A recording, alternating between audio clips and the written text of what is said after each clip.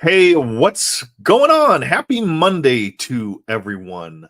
Ed Reiner here with the Daily Dose of Mind stuff on day 98.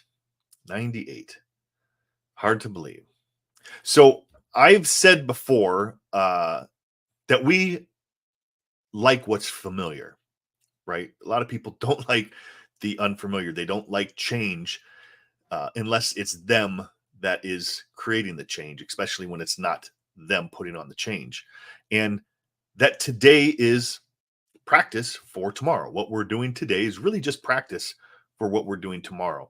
And if you're in the habit of practicing worry, fear, doubt, which leads to anxiety, I guarantee you're going to get better at them. I mean, I'm sure there's people that you know that are constantly worrying about everything, and most things never come into being that they're worrying about. So really it's just a waste of time. Sadly, the thing is when you're practicing worry, doubt, all of these things, it's robbing you from the present moment that you could have of peace and happiness, because the worry and doubt, they lead to anxiety, which leads to depression, which eventually leads to disease and disintegration.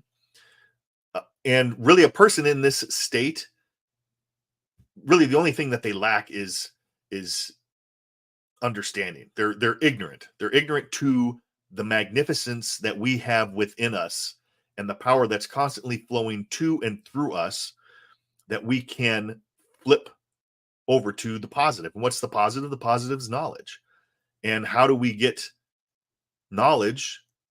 We get it through study. It's understanding, and understanding comes from study. And the thing is the thing that we focus on and we give our attention to, our energy to, is always going to grow. So sadly, if you're looking at those negative things and focusing on those, that's what's going to grow. So what we want to do is we want to become aware and monitor our thinking.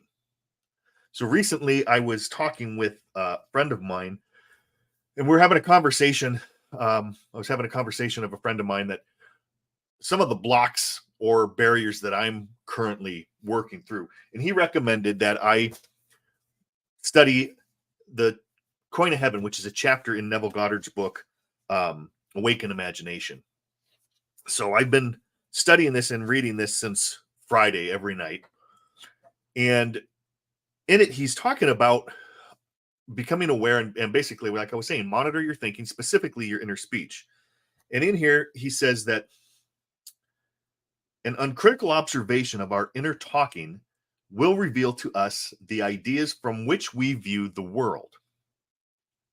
Inner talking mirrors our imagination, and our imagination mirrors the state which it is fused. Later on, he says, to change the state which we are fused, we must first change our inner talking. It is our inner conversations which make tomorrow's facts. And then still later, he goes on to say that become more interested in what you are inwardly saying now than what you have said in the past by choosing wisely what you think and feel now. So once again, there goes, which I've talked about a lot, is the feeling. So we want to monitor our inner speech, our inner conversations that we're having, our inner talk.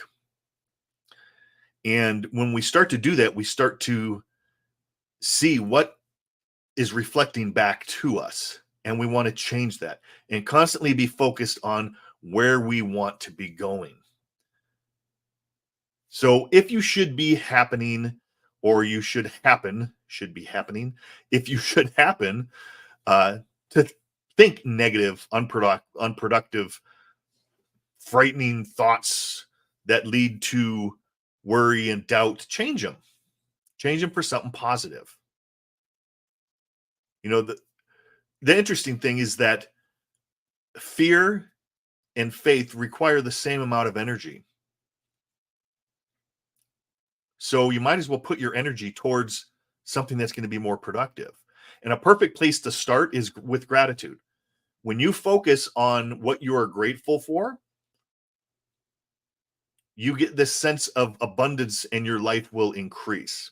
And if you catch yourself starting to indulge and think about the worry, the doubt, the fear, the anxiety, just notice it and monitor and stop. Flip to the opposite side. Be grateful instead. What did Wallace Waddle said in The Science of Getting Rich? The whole process of adjustment and mental atonement can be summed up in one word: gratitude. So when you start to feel that way and the worry and doubt, find something to be grateful for. And don't say that you can't find anything to be grateful for in that state. You can. What it does is it causes you to think, because usually when you're worrying, doubt, you're not really thinking. You're just on the reactive side, coming from instincts. That's at a lower level of awareness.